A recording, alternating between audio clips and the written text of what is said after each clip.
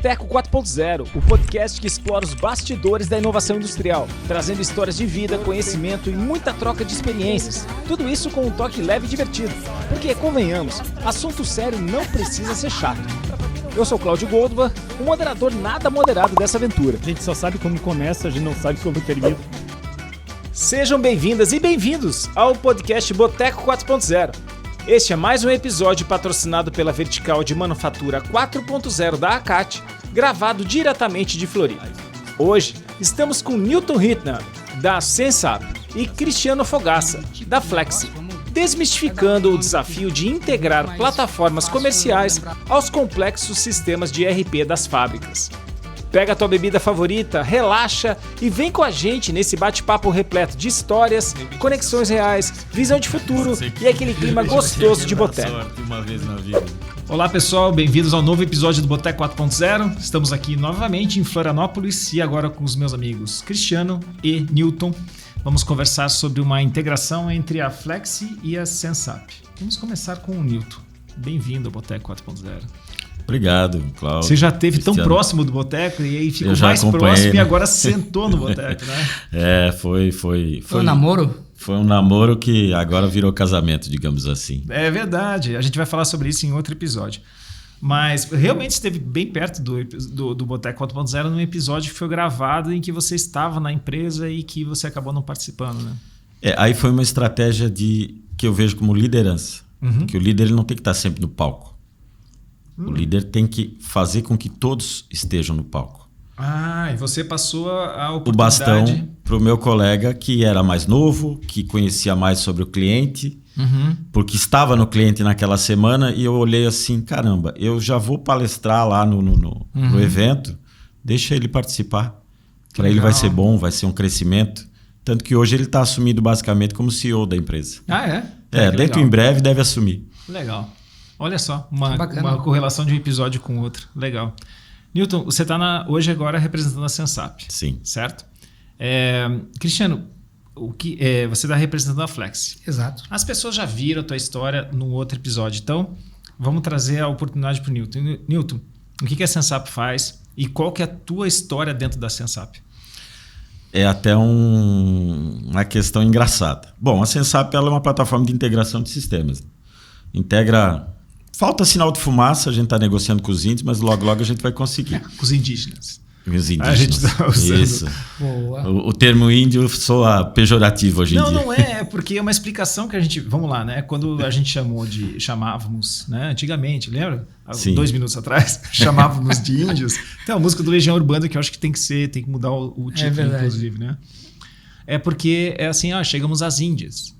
Aí chamamos de índios. Mas é um equívoco histórico que nós não cometemos, alguém cometeu, e que a gente falou, peraí, mas a gente está repetindo o equívoco histórico. E a gente, teoricamente, estamos em evolução e a gente evolui e aí muda o termo. Então, ele não está politicamente incorreto, é uma correção histórica, né, nesse caso. Em virtude da... Estava-se buscando as Índias e, na verdade, se aportou no Brasil. Se aportou no Brasil. E aí começa a invasão afins. Portuguesa no Brasil, certo? E aí o cara fala, é o índio. E a gente continua a falar, é o índio. Cara, não, é o indígena, o povo originário. Mas beleza, volta.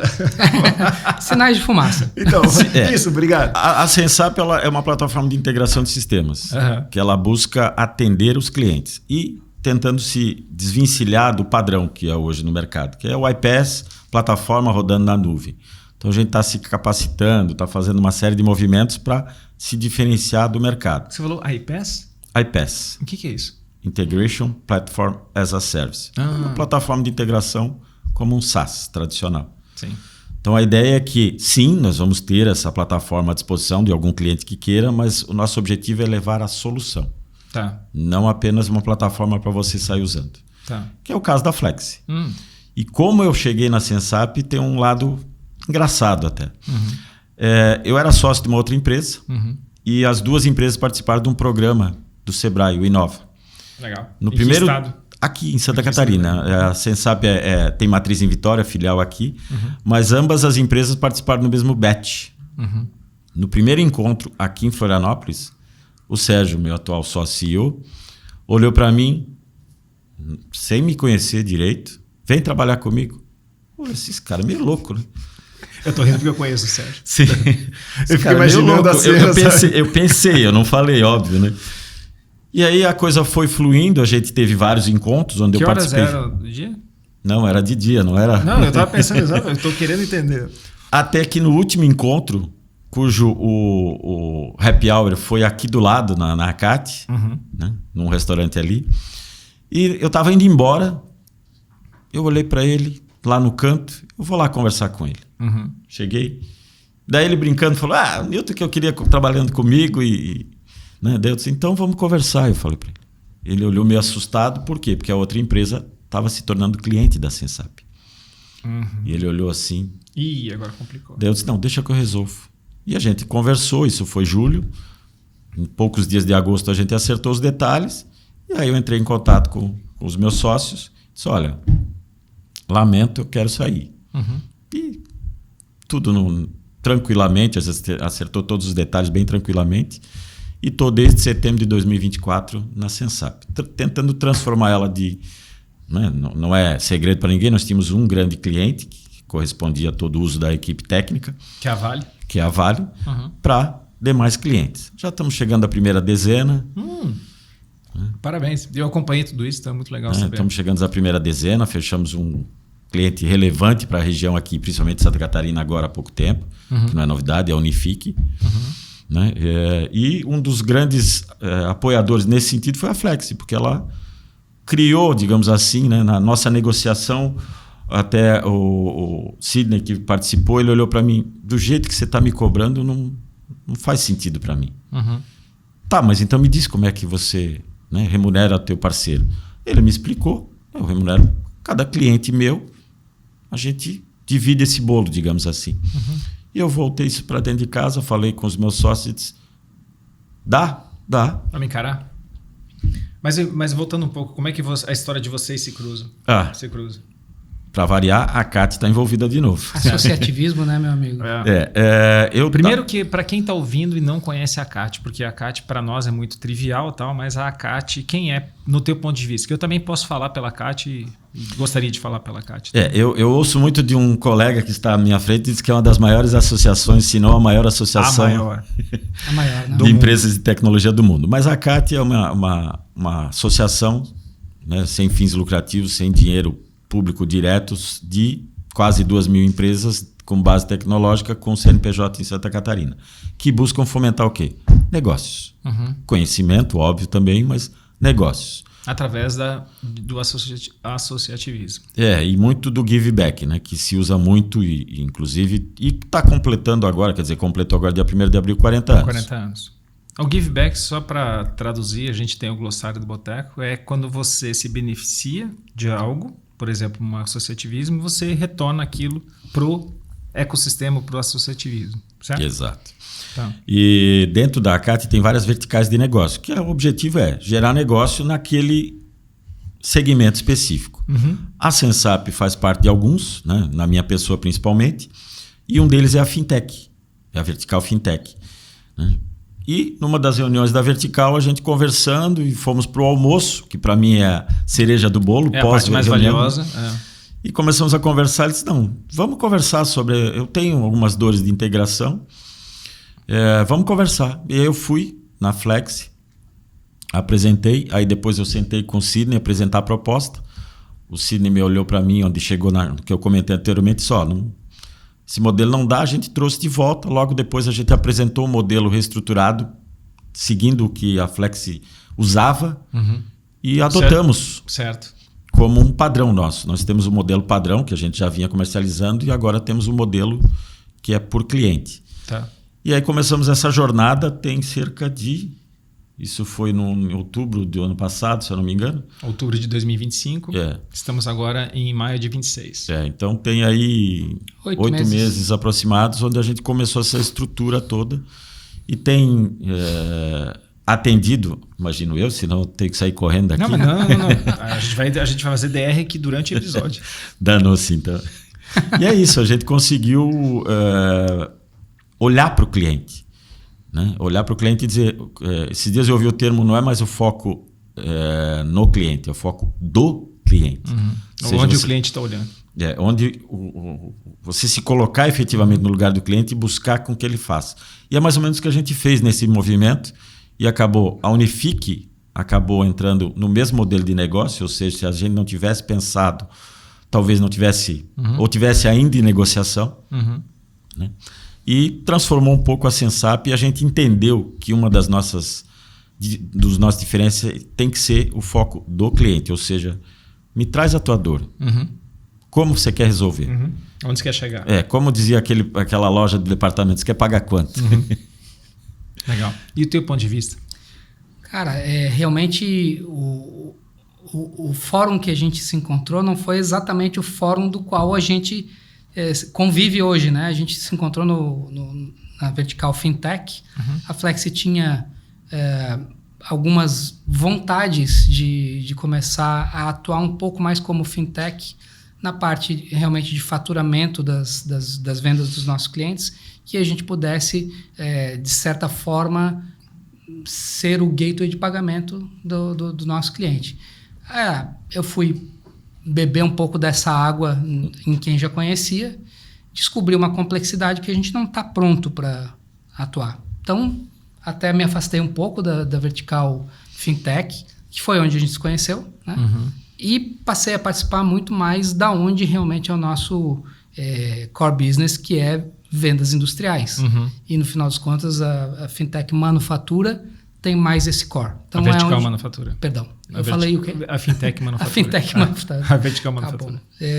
E no fim das contas, é onde a gente convive hoje, né? Acho que, independente de aonde foi, o mais interessante é que os negócios acontecem nos bastidores, né?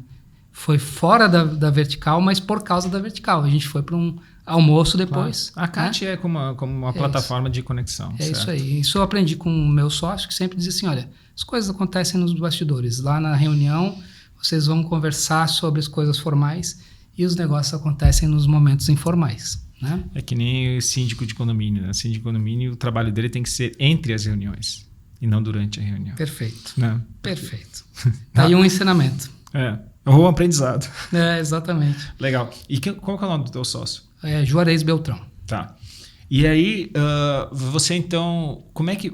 nesse caso, você estava com a parte doída. Ou seja, você tem uma plataforma, você tem uma empresa que tem uma plataforma e essa empresa necessitava de um prestador de serviço de integração? De fato, integração é um desafio típico de qualquer software que não é o core da empresa. O core da empresa é sempre o ERP. Né? Se a gente faz uma outra parte que não é o core, a gente tem que se integrar com o ERP.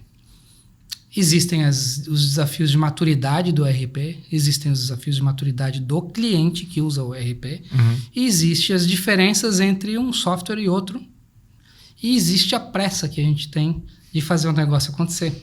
E aí que me chamou muito a atenção da Sensap, porque assim, é óbvio que quando a gente vende um projeto de e-commerce, seja ele B2B, B2C ou tudo ao mesmo tempo, que é o nosso...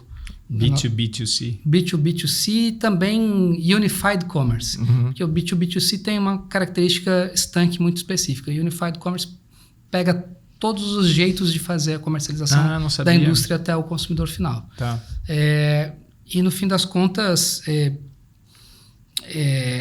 a dificuldade que a gente tem quando a gente faz uma venda para um cara como esse é o seguinte, olha, eu quero que funcione já. Amanhã já tem integração com o meu ERP? E, cara, a gente tem com um monte, mas o problema não é esse. O problema é que o ERP dele foi modificado. E foi modificado porque ele quis personalizar. E ele quis personalizar porque vai dar mais desempenho para ele ou vai deixar ele mais confortável. Geralmente é porque vai deixar ele mais confortável no dia a dia, porque ele já pensa assim, então o ERP dele tem que pensar assim também. Né? E quando ele personalizou, a gente tem que personalizar também a integração.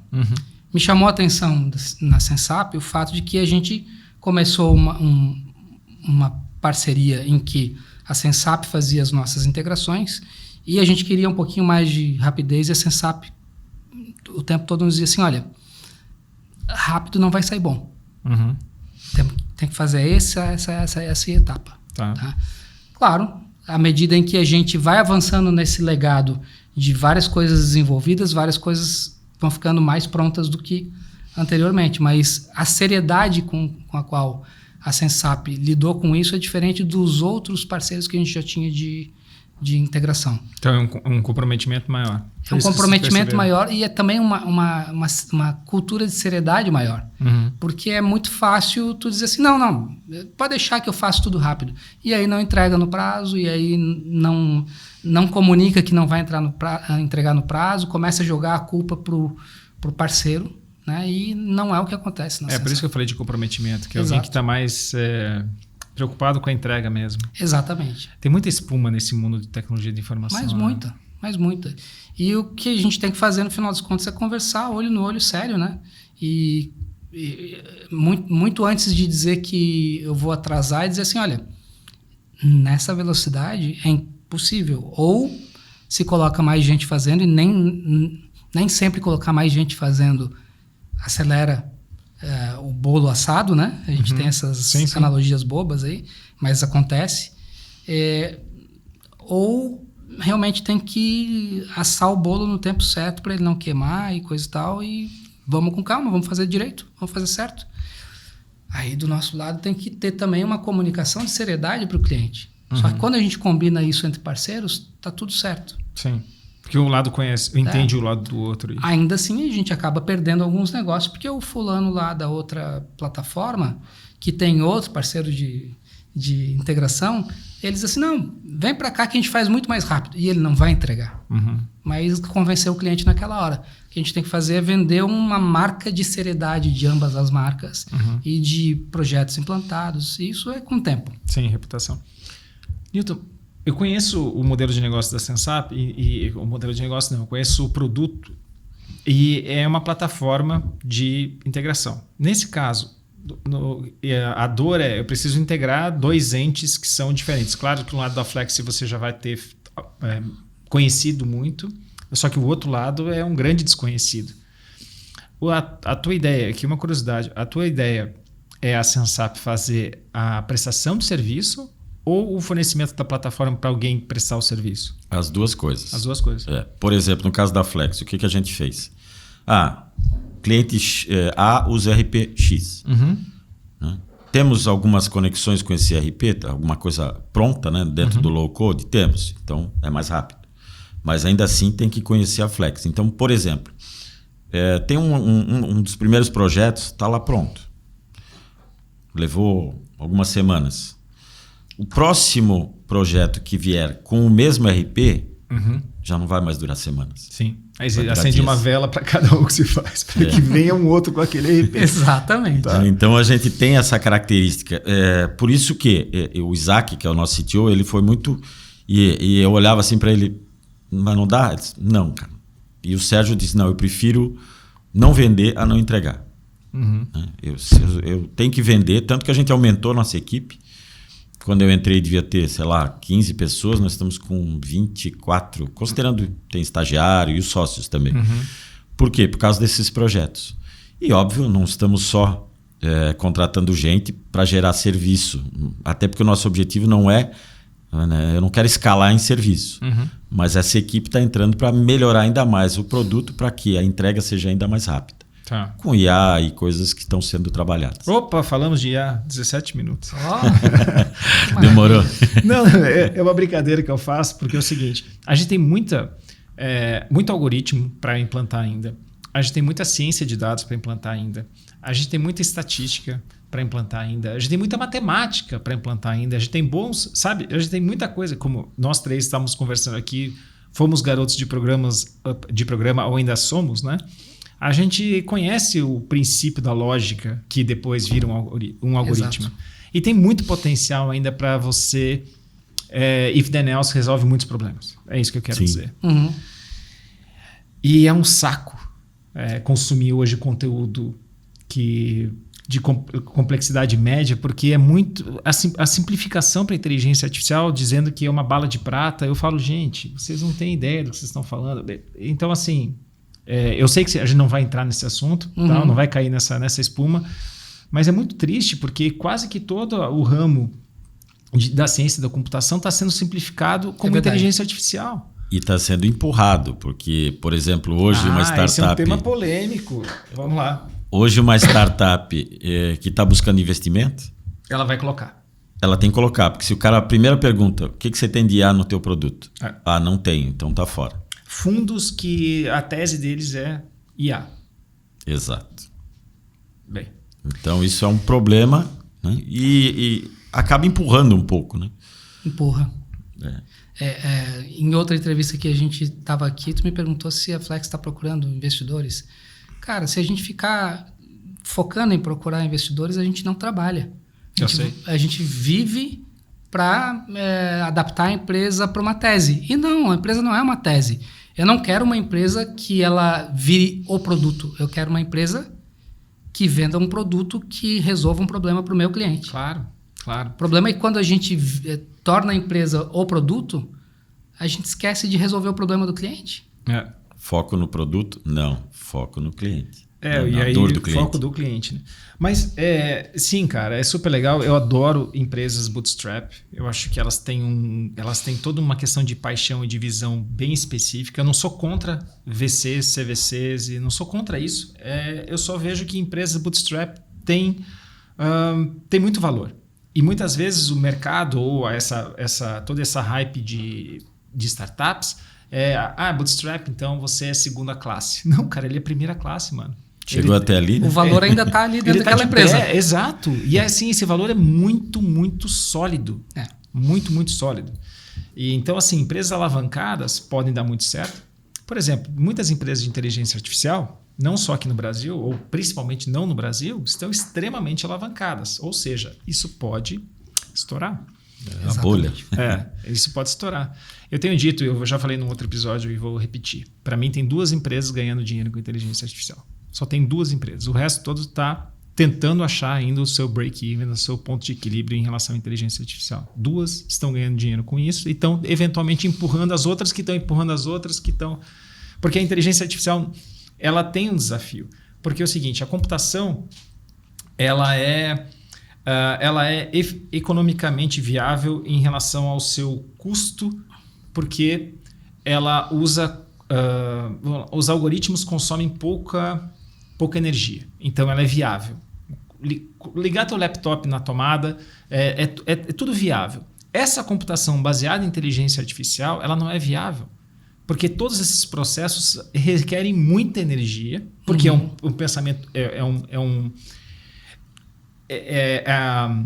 o cérebro da inteligência artificial, o processamento da inteligência artificial requer muita energia. Então, não é possível a gente pegar hoje a computação e levar a computação para esse nível, porque assim, acabou. Então, assim, gente, onde é que... A conta não fecha. Exato. Mas, assim, eu quero o Cláudio vendo depois, daqui a 5 anos, eu quero me assistir, porque eu falo, gente, o que vocês não estão vendo? Que esse negócio é muito inviável. Muito inviável. Do jeito que está sendo vendido, é extremamente inviável. Eu sou um otimista, sabe? Eu acho que algumas coisas têm que ser insistidas no período inviável para se tornarem viáveis. Ainda acredito que a IA está nesse período inviável para se tornar viável no futuro. Espero que seja rápido. Mas quantas vão ficar de pé das teses que existem hoje? O problema é exatamente esse. É um funil. Né? Poucas vão ficar de pé, de fato. Né? E aí tem estouro de bolhas e coisa e tal. Mas eu li ontem uma piadinha muito engraçada que fulano falou que desenvolver low code não, vibe code tá ficando muito caro. Então a gente está gastando 50 mil reais por mês para desenvolver low code, aquilo que a gente fazia com desenvolvedores. Então, usando os tokens, Enzo, seja bem-vindo de volta. Enzo cá. Era o estagiário que precisava fazer gestão da qualidade. Então virou piada, né? Por enquanto, nesse momento, é uma piada. Porque quem desenvolve tecnologia, a gente talvez esteja mais entendendo mais o que está acontecendo e está vendo talvez essa curva descendente que eventualmente, né, pensando, vai voltar, só que aquilo que fica de pé. Mas o que me assusta é um monte de especialista em inteligência artificial. Entendeu? Sim. E eu falo, cara... É leviano se leviano se colocar como especialista em inteligência artificial. Não para aquele que está desenvolvendo a inteligência artificial, mas aquele que está usando inteligência artificial, se dizer especialista, cara, é um assunto que vai mudar daqui a pouco.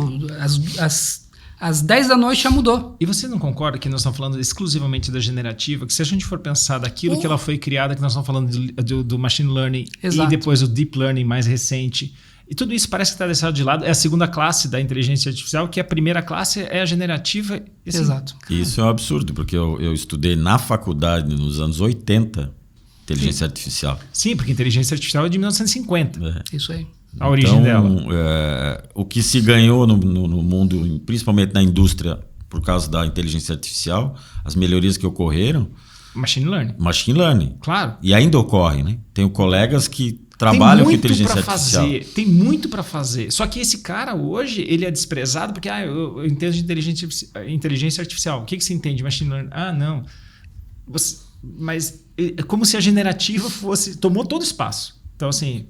Então o cara usa um viciado em ChatGPT, de novo, né? Eu sou especialista agora em inteligência artificial. Então, tudo bem, a gente já passou quantas bolhas dessas disponíveis eu tô no achando YouTube. Eu tô achando muito engraçado nesse momento que tá todo mundo achando que tá fazendo coisas muito diferentes do fulano que também tá fazendo coisas muito diferentes, porque tá todo mundo descobrindo as coisas um pouquinho mais avançadas que dá para fazer e tá bonito de ver até as coisas avançadas acontecendo, né? Sim. Mas produtividade. eu quero dividir muito o que eu tô fazendo com o fulano, que também tá fazendo. Então fica um papo meio de louco, né? Olha aqui o que eu tô fazendo, o fulano também quer falar que tá fazendo a mesma coisa. Exato. E aí eu te falo, se os dois estão fazendo, certo? E estão fazendo muito mais por aprendizado e tal, quem é que tá gerando valor? Quem é que tá gerando valor? Quem é, numa outra ponta tá conseguindo conquistar um cheque? Essa tá sendo a grande dúvida, porque quem tá pagando a conta? Quem vai pagar essa conta? Então a discussão mais simples é o seguinte: se o cara paga de graça, eu quero $20, eu já 90% cai fora, $25, 10% só fica, 5% só fica. Você fala, cara, como é que fica de pé esse negócio? Quem paga a conta da energia elétrica? Quase falei luz, mas quem paga a conta da energia elétrica? Até porque se você olhar hoje, você não consegue numa página listar todas as plataformas que já são muito utilizadas, né? Você começa a olhar, tem até para abrir a porta vai ter uma plataforma de IA agora específica, porque é muitas soluções. Eu fui procurar uma para uma determinada situação, eu falei, caramba, uso o cloud, uso isso, se eu ficar, eu vou perder mais tempo pesquisando a plataforma ideal do que usando efetivamente a plataforma. E eventualmente amanhã ela nem vai existir mais. Essa é a questão. Daqui a pouco... Quem que vai ficar nessa história? Porque é aquela história. Uber, Nubank, no início deram prejuízo, mas eles tinham um modelo de negócio que sabiam que iam chegar numa receita suficiente para ter lucro. Uhum.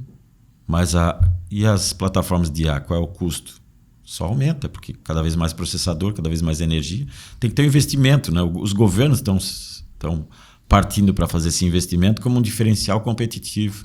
É uma aposta de alto risco, de altíssimo risco. Não se sabe qual é o fundo desse poço, né? Exato. Então é alto risco mesmo. Mas quem fomentou a indústria no Brasil? As primeiras indústrias? Sempre foi um movimento de Estado. É um movimento de Estado, então tem que fazer isso. Senão, o Brasil está fazendo muito pouco. De repente vai ser a sorte do Brasil entrar nessa... Pode ser que ele dê a sorte uma vez na vida, né? Não entrar nesse negócio. Porque assim, a gente tem... porque inteligência artificial depende muito de hardware. Certo? Estamos de acordo aqui. De acordo. Se a gente não tem os semicondutor, se a gente não tem os processadores, a gente está com o passo atrás. Então, será que a gente vai entrar agora nessa história? Eu não sei. Eu acho que a gente tem outros desafios a serem encarados. Mas no caso da Sensap, a gente buscou algo que seja palatável, digamos assim. Uhum. A primeira entrega que a gente vai fazer esse ano é diagnóstico. Peraí, só um pouquinho. A gente está falando de inteligência artificial num nível bem macro, agora você desceu no Sensap, tá? Mas sobre inteligência artificial? Inteligência artificial. Tá. Ela vai estar embarcada dentro da solução onde você desenvolveu a tua integração. Flex com um determinado ERP. Uhum. Agora, em 2025. Ano que vem eu rodo um diagnóstico que ele vai aprender baseado em todas as integrações existentes. Mas será que é a melhor maneira de você fazer essa integração? Será que eu não tenho picos, por exemplo, de consumo de processador? Dependendo do fluxo, né? Não seria o caso, porque é um e-commerce, mas, por exemplo, na Vale, que você tem um tráfego de informações de pontos alarmados, de sensores, será que eu não tenho um pico de consumo que isso Em e-commerce aumenta? existem os picos de promoção, né? Sim. Quando tu faz uma grande promoção e que vem muito consumidor ao mesmo tempo, não é muito o caso do B2B, Sim. é mais o caso do B2C, mesmo, do varejo. Vem... E a ideia massa. é que ele faça um diagnóstico e diga, ó, você pode melhorar aqui, pode fazer isso, pode fazer aquilo. Então, melhora tanto performance quanto o desenvolvimento da integração. Então, isso é um projeto que está em andamento. Dentro inclusive, quando eu faço apresentações, eu deixo um slide lá, o que vem por AI, o que vem por aí. E 2 desses itens um deles é o diagnóstico, que é algo mais palatável, mais fácil, ou seja, digamos assim, é quase como o nosso primeiro upgrade. Tá, mas é uma melhoria de processo interno e eu acho é um projeto super interessante, porque você tem toda uma curadoria de pessoas que entendem o negócio, que estão usando com cuidado, com moderação. É diferente de você pegar e falar assim, low code, não, AI code, sei lá. Vibe code. Como assim? Ainda bem que tem um monte de cabeção lá na Sensap para não cair nesse negócio. Tem uma turma muito boa lá, inclusive. Tá. Então, assim, a parceria que vocês estão fazendo é essa, em que vocês devem ajudar muito o processo da dor daquele outro episódio, que é a integração. Exato. Surgiu... eu lembro até nos primeiros meses, o pessoal do comercial vinha me perguntar, dá para encaixar aí com um determinado RP, com Proteus, com Bling, com Tiny, agora mudou o nome, né? Daí o Isaac disse, calma, vamos botar numa trilha, 2 RPs por vez. Depois que resolveu o primeiro, aí sim, pode abrir o funil e derrubar. Mas enquanto você está trabalhando com RP só, vamos terminar, entregar bem feito e fazer esse processo. Então, a gente tem feito esse trabalho com eles. Já foram 3 RPs entregues, está no 4º agora, e já tem projetos de mesmo RP entrando. E aí tem situações de RPs pouco conhecidos. Isso realmente... Tá. Né, Não, eu ia falar que isso destrava uma daqueles 2 vetores de crescimento que a gente conversou no outro episódio, era o crescimento de novos clientes. Exato. E novos clientes vão ter o gargalo da integração. Exato. E esse cara... Se for o mesmo RP, de algo que já foi entregue... Reduz muito. Vai reduzir sensivelmente. Eu brinco que, falando internamente, poucos dias. Mas existe todo um prazo, porque não é só botar para rodar. Pode dar um erro, uma validação, então... Tem a disponibilidade do outro lado. Do outro lado, você tem uma empresa que está rodando, que tem a sua equipe limitada, que tem a sua equipe gargalada, que a operação vai estar sempre em prioridade, não vai ser a inovação nem a implantação, vai ser a operação. Esse é o grande gargalo. E a ideia é que a Flex possa, com o passar do tempo, chegar e fazer o que o concorrente dele está fazendo, mas sabendo que vai entregar. Porque ela tem um parceiro que entrega com qualidade e na data. Normalmente até um pouquinho antes. A gente dá uma data com uma certa gordura, prevendo essas intempéries. Porque de repente acontece algum atraso, né? O cliente demora para dar alguma informação e a gente fica esperando. Por mais que eu tenha um PO lá bem exigente, digamos assim, que é o Marcos. O que é PO? É o que gerencia todos os projetos dentro Ele não é um gerente de projetos, mas ele fica gerenciando todos os projetos, né, dentro da Sensap. E ele fica cobrando mesmo. Ele é um cara que fica cobrando. E aí, cadê a informação? Isso faz uma grande diferença. Porque é fácil vender e depois ficar esperando o cliente tomar a ação de cobrar que o prazo não foi cumprido, quando, na verdade, na maioria das vezes, é o próprio cliente que está sendo integrado, que não cumpre os seus prazos, mas ele tem todo o poder e, em tese, o direito de reclamar dos fornecedores, é o típico, né? Claro. Se não tem alguém do lado dos fornecedores, seja nesse caso a Flex com a Tainara, e do teu lado o PO, né? Que é o Marcos. No final dos contos, se não tem os dois chegando dizendo assim, aqui tá chegando perto do prazo, hein? Aí a gente vai receber a bomba de volta. Olha, vocês não estão cumprindo. Como assim a gente não está cumprindo se faltou a tua parte, né? Mas ele tem um poder desproporcional nesse caso.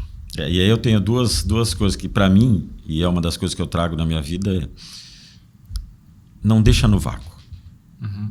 Dê um prazo. Cara, não vai cumprir, chama antes, explica, justifica, né? Não é só explicar, justifica o motivo e negocia o prazo, se for o caso. Não, até agora não precisamos fazer esse tipo de situação, mas às vezes pode acontecer. Agora, você deixar no vácuo... Eu já tive uma situação num cliente que o cliente olhou, chamou para uma reunião e o meu colega disse, não, vamos lá para resolver essa dor do cliente. Ele disse, não, a reunião é de 15 minutos. Ele simplesmente disse, cara, você não me deu... Ele usou um termo mais suave, você cagou para mim. E eu fiquei quieto, olhando, eu não sabia o que falar. Porque eu não tinha todo o histórico de acompanhamento. Né? Ele me trouxe para ajudar.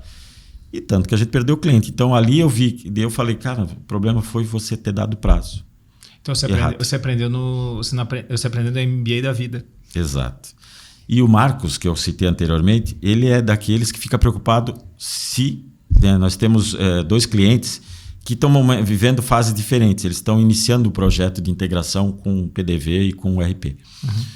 E aí ele desenvolveu, a gente desenvolveu toda a integração, mas não entrou no ar. Então, ele não tinha pressa, porque o momento dele era no momento que ele tivesse o primeiro cliente. A integração estava mais rápido do que o Go Live. O Go Live. E aí o Marcos, caramba, nós vamos, né, vai dar churn. Eu disse, calma.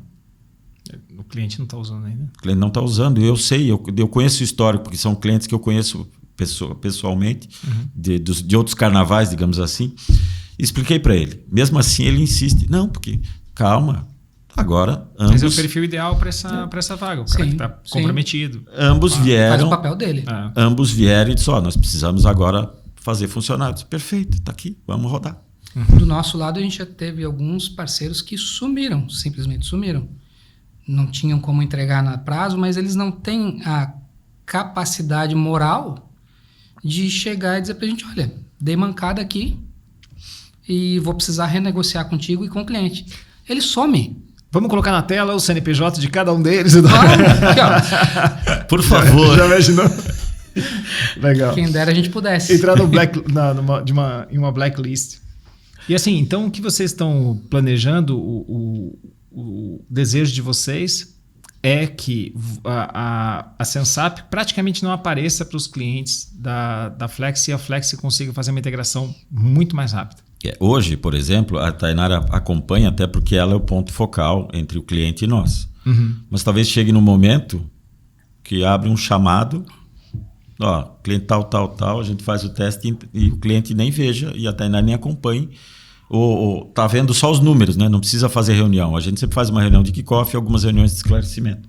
Vai chegar no momento que a gente vai ter um nível de integração tão grande, sinergia, que ambas as empresas vão trabalhar e talvez faça uma reunião de kickoff só para início e uma de go live. Tá aí o sonho. Esse é o objetivo. O desejo. Sonho... Talvez tenham outras reuniões no meio, mas diminuir, porque é uma das coisas que eu cheguei e disse, tem que fazer comercialmente, né? Faz a primeira reunião com o cliente, né, para entender o que ele quer. A segunda, traz o técnico para apresentar para ele a solução. Eu disse, não, vamos tentar fazer uma só. Que o cliente já traz a dor, você já apresenta a solução, tecnicamente, se for o caso. Eu te digo quando eu preciso do técnico junto para me apoiar ou não. Dependendo de quem vem do outro lado. Se é um CEO e ele não é técnico, beleza, eu vou e converso num nível mais macro, digamos assim, ou mais, né, eu ia dizer alto nível, mas não é bem o caso. Agora, se eu já estou trazendo um desenvolvedor, por que eu já não trago o meu CTO ou alguém que ele indique para já apresentar? O meu CAC é menor. Então, o objetivo... CAC? Custo de aquisição do cliente. A gente tem o glossário do Boteco, cara. A gente quer que, eu sempre falo, todos os episódios são gravados para que minha mãe entenda. Então, assim, qualquer termo que ela não vai entender, eu vou pedir para traduzir. Muito bom. Que é o custo desde o primeiro contato até o fechamento, quanto é que tempo, né? Porque tempo é dinheiro.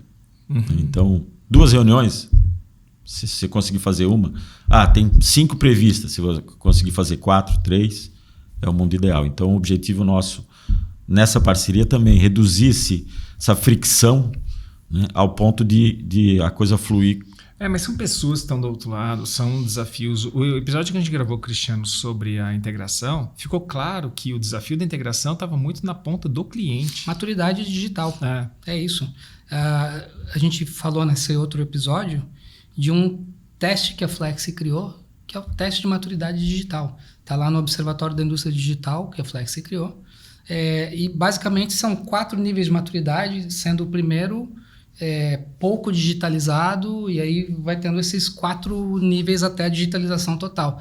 Mas a grandíssima maioria das nossas indústrias estão no começo, estão lá no nível 1. E não é porque o Brasil é atrasado, não tem essa síndrome de como é que é? De vira-lata. É porque o assunto de digitalização comercial é novo também. Então não é uma coisa extremamente avançada. A gente tem ali, vamos lá, algumas indústrias que têm ERP. Beleza. 70% das grandes indústrias têm ERP. 30% não tem. 52% das médias e pequenas têm ERP. 48% não tem. Isso já é um nível baixíssimo de... E aí esse cara está usando planilha, como a gente falou, né? O emissor gratuito e a planilha. Da nota fiscal e a não dá nem para entender, né? Como é que esse contador cara consegue... que se vire. Não dá para entender como esse cara consegue se manter no mercado, né? Na digitalização comercial, o que esse cara está usando? Os mais, digamos assim, os mais primeiro nível estão usando um WhatsApp sem nenhum sistema formalizando essa comunicação. Estão usando e-mail, beleza?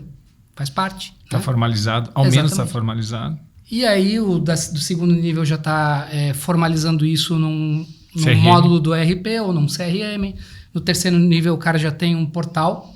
No quarto nível ele tem tudo integrado. Então, esses níveis de maturidade são o nosso grande desejo, né? E integração faz tudo isso acontecer com fluidez. E o interessante é que as indústrias têm o seu ERP, mas muitas buscam soluções complementares. Claro. Por quê? Porque existe uma solução complementar que é melhor do que o módulo do ERP. Exato. Que vai atender melhor. Aí onde, por exemplo, eu acho que poucos ERPs têm um e-commerce como a Flexi. Aliás, eu acho que nenhum no mesmo nível de qualidade, mas não tem.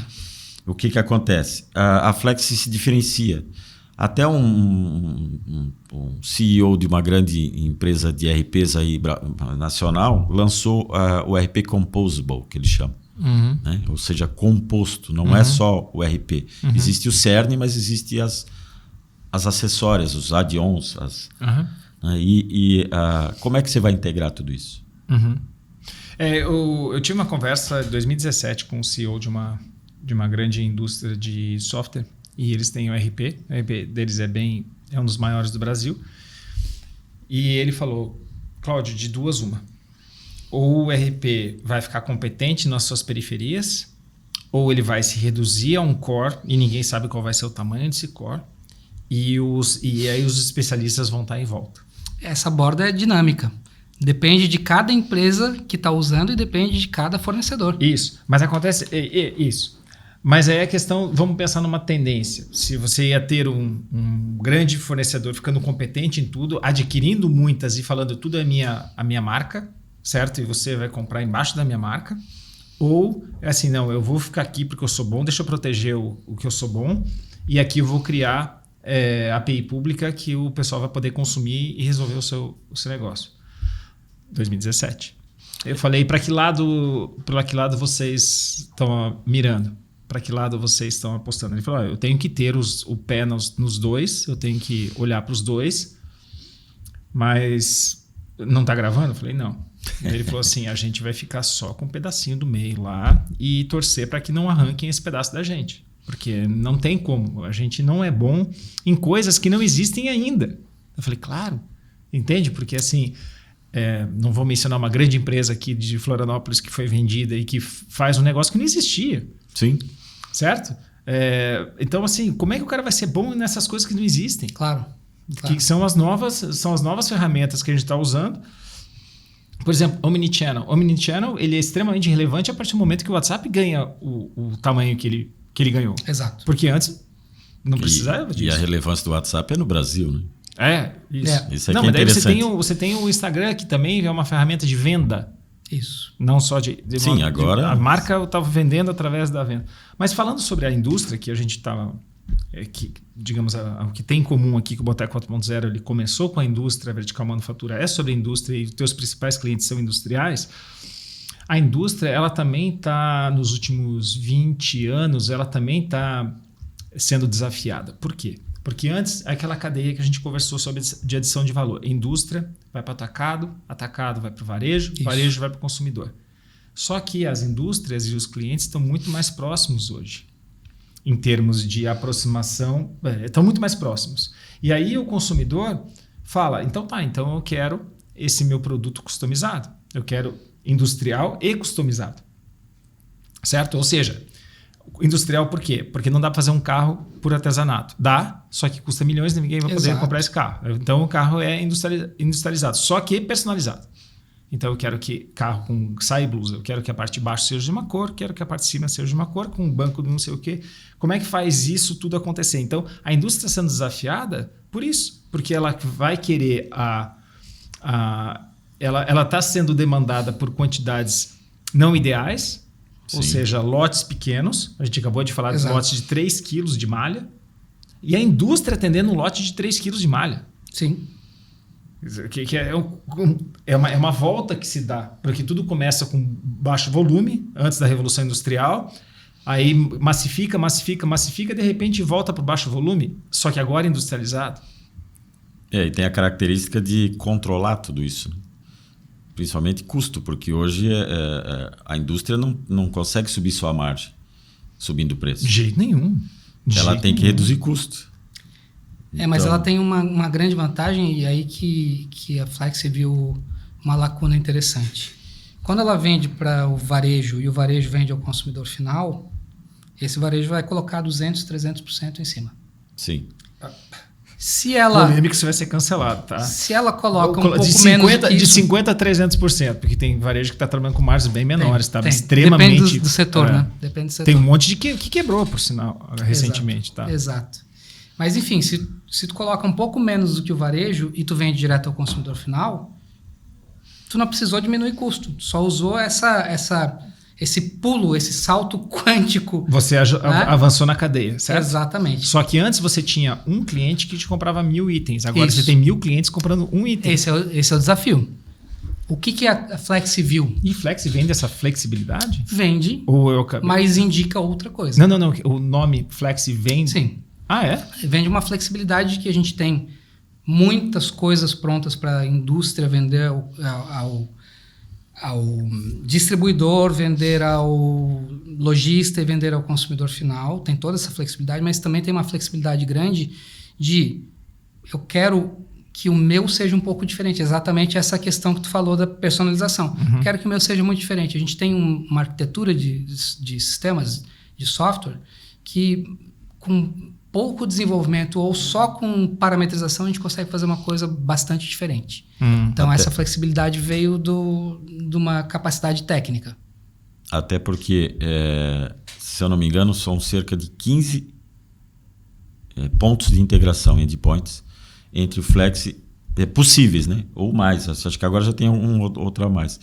Desde, sei lá, do cadastro do produto... O Flex até com RP. Com RP. Tá. E aí onde a Sensap teve que olhar para tudo isso, né, e desenhar esse processo. O mais comum entre ERP e plataformas de e-commerce é de 5, 6, 7 no máximo. E tem 15. Tem mas 15. com o CRM também tem, não tem? Tem com o CRM também, tem. Mas o que eu ia dizer antes sobre a Flex possibilita com que você venda direto ao consumidor final, mas também possibilita, e é o que a gente indica, você colocar o seu varejista, aquele que compra de você, como estoque na ponta do teu e-commerce. Então, à medida em que ele não tem um canal digital, você está entregando para ele, ou à medida em que o teu cliente reconhece mais a tua marca do que a marca do varejo, depende do tipo de negócio, vamos Até dar alguns nomes aqui. É muito mais fácil eu lembrar da Mormai por um determinado tipo de produto do que da Surf Shop tal. Então eu vou direto na Mormai. E quando eu vou na Mormai, eu vejo lá, eu poderia ver, não é o caso, tá? Eu poderia ver a lista de lojas que tenha vendendo isso, por qual preço que é cada uma das lojas. Ou o mesmo preço. O mesmo preço e qual vai ser o preço final por causa do teu CEP e do CEP daquele lojista. E o imposto ainda. Não, mas é isso que eu ia te falar, cara. Eu vejo o teu negócio, com um timing muito bom por 2 motivos. Primeiro, porque o desafio que foi colocado à indústria, ele foi imposto há 20 anos, como eu mencionei, e ele está agora cada vez mais claro. Ou seja, e a plataforma está... A empresa foi criada em 2012, então o produto está cada vez mais maduro para encarar esse desafio. Exatamente. Então o timing é muito bom em relação a isso, no meu ponto de vista. A gente teve que cavar muito, né, nesse terreno aí para fazer a fundação, porque, cara, ninguém entendia a nossa proposta. Mas você não quebrou. Não. Então, assim, essa é porque aliás, eu acredito que muitos concorrentes quebraram. Exatamente. Mas é uma questão de timing. Que o cara, de repente, estava muito adiantado, ou ele não chegou ainda no ponto que vocês já chegaram e assim, cara, chegou tarde. Que agora já tem gente já tem centenas de clientes. Beleza. Outra coisa que é interessante, que um outro timing interessante, que eu quero ouvir tua opinião sobre isso, porque a minha percepção é que a reforma tributária é espetacular para o teu negócio. Cara, e aí vem a palavra flexi de novo. Porque a gente não fez um módulo tributário com ICMS, ISS, FIS/COFINS e coisa e tal. A gente fez um módulo que você cria o imposto. Tá. Então você dá um nome para o imposto, diz ali a fórmula, qual é o faseamento da cadeia toda para aquela fórmula e coisa e tal. E isso te permite não só fazer os impostos atuais, aqueles que vão ser criados ainda, aqueles que já foram criados e vão ser ativados daqui a pouco, como até uma indústria que está vindo para Santa Catarina e negociou com o governo do estado um benefício específico, um contrato de gaveta, basicamente, é o que eles chamam, né? Contrato de gaveta com o governo. Mas isso não acontece, não esquece, tá? Não, porque... com esse nome não. Não, você mencionou isso, mas o nome certo estou sendo é bem sarcástico, sim. É porque nenhum estado pode saber do que acontece no outro estado. Então é muito louco que é a Guerra Fria. A Guerra Fria. É isso aí. Não à toa o nome disso é Guerra Fiscal. E quando descobre, aí derruba, daí cria outra. É impressionante esse negócio. Mas a reforma tributária tem tudo a ver com isso, no meu ponto de vista. Porque é o seguinte, se você simplificar, porque você olhou pelo teu ponto de vista, mas eu quero trazer sobre o ponto de vista do mercado. Perfeito, Por quê? perfeito. No mercado, o varejista vai poder ter o mesmo preço. Porque as regras de impostos vão ser as mesmas. Porque hoje, se você chegar para o cara e falar, cara, faz esse preço aqui, o cara fala, não posso, eu estou no lucro presumido. Putz, mas o cara consegue, mas ele que está no lucro real. Então, não são iguais as regras. Sendo a mesma regra, eu vejo um potencial enorme. Porque é isso que habilita muitas empresas nos Estados Unidos fazer o seu market price, ou seu tag price, divulgar. A fábrica divulga o preço, tá? E os distribuidores trabalham todos com aquele preço, certo? Isso é habilitado pelo fato do imposto, a regra é a mesma para todo mundo. Tu sabe que eu tenho cliente que ele compra... Vamos lá, cliente do meu cliente, diferente. Cliente do meu cliente, que compra do meu cliente em São Paulo. E aí descobriu que em Santa Catarina o imposto é ridiculamente mais barato. Muda de ICMS de 18% para 4%. Sim, é importado. Ele abriu uma empresa em Santa Catarina para comprar. Sim. Porque a plataforma deu essa visibilidade. Sim. Ele entrou como cliente de São Paulo, depois ele entrou como cliente de Santa Catarina e descobriu a grande diferença. Como ele compra muito, cara, tá valendo muito a pena eu ter um offshore em Santa Catarina. E fez. Offshore não, uma operação em Santa Catarina. Não existe offshore. Uma operação em Santa Não Catarina. existe isso. Tem uma outra característica que a gente inclusive está trabalhando agora com o cliente da Flexi, é que ela está sendo só a plataforma para o cliente ter o seu marketplace dentro. Não sei se vocês comentaram, mas a gente inclusive tem uma reunião essa semana ou semana que vem, onde a Flexi diz, tá aqui o Sensap, trata direto com o cliente a integração, porque ele vai usar a nossa plataforma como um marketplace. Daí tu vai pro SaaS, daí no caso daí a Sensap que vai fazer o resto. E aí tá aqui, ó, esse cliente da Flex vai ter um monte de clientes que vão integrar seus RPs dentro do Flex. Eu tenho, por exemplo, pão de queijo mineirinho. Pão de queijo mineirinho é uma marca de uma indústria que vende outras coisas, mas na operação pão de queijo, eles vendem para mini mercados, para padarias, para pequenos negócios que, em geral, quem faz essa venda são distribuidoras de diversos outros tipos de produto. Cada uma dessas distribuidoras, são 44, cada uma dessas distribuidoras tem o seu próprio ERP e o seu próprio aplicativo de tirar pedido. A Flex tem também isso, mas eles já estão usando aqueles. Por que a gente vai lutar para mudar 44? Certo. Vamos integrar, né? Então, a gente monta um marketplace para pão de queijo mineirinho, em que ela coloca todos os seus produtos. Esses produtos são apresentados no website, mas também são apresentados no PDA, na força de vendas. Na força de vendas, no sistema de força de vendas do cara. Entregou a idade dele, foi o PDA. Tá. Falei PDA. Que horror. Com a canetinha? Com a canetinha. Né? Daqui a pouco eu tô falando do pessoal trio. Que não entendeu ainda, vai lá no Google, digita PDA. Que vocês vão entender. Então, assim, ó, basicamente, esse cara não precisou mudar de sistema. Ele simplesmente pegou o token específico da loja dele dentro do marketplace. Então, ele é um seller dentro do marketplace. Da pão de queijo mineirinho. Ele pegou aquele token específico que é só a parte dele da integração e integrou com o ERP dele que já estava integrado com o sistema de PDA. Legal. E aí onde a Sensap entra. É isso aí. Para ajudar nesse processo. Nilton, aproveitando o ensejo que a gente está finalizando, qual seria a mensagem que você diria para o público potencial da Sensap? O que você... Ou que não seja público potencial também. Qual é a mensagem que você gostaria de deixar? Na verdade, eu vejo que a gente atende duas dores principais dentro de de qualquer segmento. A primeira é o fluxo, a informação importante trafegando de um lado para o outro. Ou seja, a ponte, que é o que nós somos, tem que ter um fluxo contínuo grande ou importante. Tá. No caso da Vale, é grande e é importante. No caso da Flex, ele é importante. Se o pedido não chega, não fatura. E aí é o prejuízo. Então, a Sensap está aí para resolver essas dores. No sentido de que você não precisa se preocupar. Eu tenho equipe técnica? Ok. Eu tenho um case de um possível cliente, inclusive acho que semana que vem eu vou fazer a visita aqui de Florianópolis também, onde ele não quer desenvolver, ele quer pronto. Mas ele quer fazer cada novo cliente, ele que vai lá e vai ligar esse novo cliente à integração da plataforma dele, que é quase como se fosse um PDV com os RPs. Chegou um novo cliente, ele vai lá e a equipe técnica de suporte dele vai fazer essa integração. Então, se você quer facilidade, não quer preocupação na integração, né, a Sensap é a solução. Até... Rimou, hein? Rimou. Não, hoje tá impressionante o negócio. Do sinal de fumaça, a rima. Tô bom hoje. Então a ideia é que a gente consiga trazer essa dor, a gente se diferenciando da concorrência, porque não é mais uma plataforma. A ideia é que seja a plataforma, onde eu consiga entregar, como é que eu posso dizer? Enfim, entregar valor para o meu cliente, não só uma solução, mas que ele é o foco do cliente.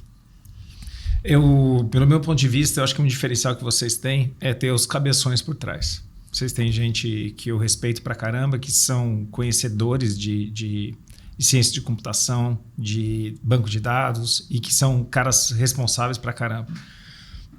E eu acho que isso é um diferencial bem grande, porque assim, tem gente que vai ganhar na hype, que vai isso, vai aquilo, mas a questão é como é que se entrega a consistência para daqui a 10 anos estar de pé. E normalmente isso está baseado nos cabeções, que o negócio não cresce rápido, mas cresce por bastante tempo. Aqui eu tenho até que fazer uma menção ao nosso CTO, Isaac, que eu me impressiono quando ele vai fazer uma apresentação técnica e ele consegue ter uma visão do todo. Isso que é importante, porque o técnico normalmente ele tem uma visão micro. Então esse é um dos cabeções, né? Esse é um dos cabeções, Isaac. Ele é um dos grandes cabeções que gerencia toda essa equipe de desenvolvimento e de entrega. Mas para mim o que é um diferencial quando eu vejo ele apresentando, quando é um nível muito técnico eu não entro, A visão do que ele holístico. consegue ter uma visão muito completa de toda a dor do cliente. Quando o cliente passa algumas dores, ele já sabe porque ele viveu isso. Né? Ele trabalhou em grandes empresas com integração. E o Sérgio, por exemplo, que é outro, né, sócio, que tem a visão por ter trabalhado também com integrações, inclusive com hardware. Sim. Né? Então, essa dupla, né, que começou a Sensap é muito complementar. E eu entrei aí de gaiato no navio aí para tentar fazer... Tá fazendo a tua parte. Eu acho que é sair um pouquinho, quer dizer, evoluir um pouquinho da tecnologia de dados e de informação para a tecnologia de negócios, né? Você ter uma visão geral do negócio hoje faz muito mais... tem muito mais valor, né? Quando você senta com o cliente que você está falando a mesma língua dele, é diferente. O Isaac consegue traduzir o Technicase. Se estiver falando com o Technicase, né, com outro CTO, ele vai falar a mesma língua, mas ele consegue, né, trafegar até com o CEO falando genericamente, ele consegue fazer isso. Tá de parabéns. E aí, cara, quer deixar uma mensagem também? Quer aproveitar a plataforma? Cara, eu acho que sim. Diz a mensagem para o seu público-alvo. Vamos lá, para o meu público-alvo. O que eu queria dizer, na verdade, é muito voltado para a nossa parceria aqui, né? Eu acho que tem muito a ver com a gente embarcar a seriedade que a Sensap está trazendo, de como ela entrega e de como ela, de fato, não promete mundos e fundos, mas entrega os mundos. Gostou dessa, né? De fato, dentro de uma plataforma que escolheu uma estratégia de diversificação concêntrica, né? A gente não faz integração porque a gente não é bom nisso, assim como o ERP não é bom na plataforma de e-commerce. Você reconheceu que esse teu Exato. calcanhar de Aquiles. Porque a gente quer entregar o melhor para o cliente, e o melhor para o cliente é pegar uma empresa especialista que a gente esteja recomendando. Só que a gente tem que recomendar quem é sério. E, de fato, foi aí o grande acerto que a gente teve. Legal. E para aquele cara, aquele industriário, pequeno, médio industriário, ou até o grande, que está nos ouvindo e fala assim, pô, cara, eu acho que seria legal se aproximar do cliente, ter um e-commerce e tal. Faz o teu pitch também. Perfeito. Queria, na verdade, abrir os olhos de quem é indústria para o fato de que a digitalização comercial não é meramente uma moda, né? A digitalização comercial traz agilidade, traz precisão, traz expansão territorial muito mais fácil, traz qualidade da comunicação de toda a rede. E o que a Flexi tem de diferente disso tudo? Se você pensa simplesmente em plataforma de e-commerce para fazer isso, você está pensando em pegar o teu produto e vender ao consumidor final, ou o teu produto e vender ao lojista. A gente consegue unificar uma cadeia comercial inteira, fazendo com que o teu representante comercial seja um usuário do teu portal de vendas para vender ao lojista, fazendo com que o teu distribuidor seja um usuário do teu sistema de e-commerce para vender ao lojista por meio do representante comercial, ou até vendendo diretamente ao consumidor final, colocando o varejista como um usuário também e o estoque dele como um ativo, para que você não precise centralizar todo o estoque aqui, você tenha como até fazer a last mile de forma mais inteligente, mais barata. Fazer isso de forma unificada é o grande diferencial que a gente tem aqui na Flexi. Por isso a gente chama de Unified Commerce. As minhas palavras são o seguinte, você falou de benefícios, e eu diria que um dos benefícios é inclusive a sobrevivência do negócio. Totalmente. Então, da mesma forma que os negócios hoje exigem essa digitalização na sua operação, então a necessidade do ERP, né, que fiquei chocado que só 70% das empresas grandes usam ERP, eu fiquei indignado com esse número. Agora, a questão da venda digital, do e-commerce, né, da venda digital e e-commerce. A gente tem dificuldade com esse termo, sabe? Quando a gente fala e-commerce, as pessoas entendem Amazon. Rapidamente a venda ao consumidor final, da loja ao consumidor final. Pois é. E e-commerce pode ser é um comércio digital. A cadeia toda, né? Um comércio digital. Que pode ser inclusive para o teu atacadista, que então, pode ser com o seu representante. Dependendo do interlocutor, a gente muda até um pouco do nome. O sistema de vendas digitais, o sistema de de e-commerce ou de Unified Commerce, a gente tem dificuldade de encontrar um termo que todo mundo entenda isso. Eu fico imaginando daqui a 20 anos, quem não tiver isso, se vai estar de pé. Então, exato. Se fala de IA, mas tem muita gente que não tem nem o básico, né? Voltamos para aquele tema que eu concordo 100%, cara. Para mim tem muito algoritmo ainda que tem que fazer. Imagina, 30% não usa RP. Cara, você tem certeza desse dado? Porque a gente está empurrando, se for fake news, está empurrando para frente. Isso tem fonte. Dá uma olhadinha lá em industriadigital.observatorios.com.br. O último artigo que foi publicado agora em maio de 2026 é exatamente sobre quais são os canais utilizados e também os dados sobre a formalização, quais empresas têm ERP ou quais não têm. Qual o número de amostras? Isso é dado secundário, então eu não tenho de cabeça o número de amostras, mas é dado secundário de outra associação que fala sobre digitalização por ERPs. Loucura. Newton, fechou da tua parte? Eu tenho uma adição? Eu tenho uma adição, porque tu falou que tu admira são os cabeções que estão por trás de tudo isso. Uhum. E eu vejo que a partir do momento em que cada vez mais IAs nos ajudam, sim, a tornar a parte produtiva mais rápida e mais automática, o ser humano é o novo luxo. Eu acho que quando a gente adiciona um excelente atendimento, a seriedade que está explicitada aqui nesse episódio o tempo todo, quando a gente adiciona um olhar atencioso ao problema do cliente e quando a gente adiciona empatia, a gente está adicionando o novo luxo ao negócio.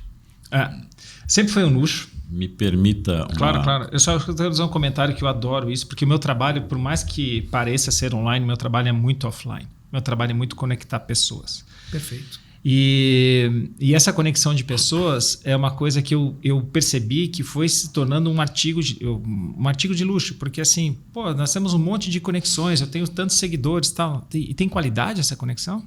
Tem substância esse negócio? E é o que você está falando, assim, ferramenta tem para todo mundo vai poder usar tal, e onde está o diferencial? O diferencial está de novo no comprometimento, na empatia. Então, eu concordo 100%. E vai continuar sendo o diferencial. Esse é um diferencial da Sensap, porque a liderança, eu um pouco menos, mas o Isaac e o Sérgio, eles colocam responsabilidades e dão possibilidades de crescimento para os liderados. Então, nós temos lideranças que estão surgindo, porque uma das deficiências que eu vejo nas empresas é ninguém toma decisão. Precisa tirar o lixo. Não, tem que ver se eu posso tirar o lixo. É coisas que... Faz parte do que eu fui contratado. Não fui contratado para isso. Gente, mas aí nós entramos num outro ponto bastante importante, que são diferenças geracionais, cara. É verdade. E não é melhor nem pior, são diferenças geracionais. Então isso entra no jogo também. Porque tem muitas pessoas de outras gerações que não querem liderar. Não quero liderar. Tá, mas... mas é muita gente que não quer liderar. Então, não é uma questão de eu não tenho iniciativa. Não quero. Não quero. Meu lifestyle.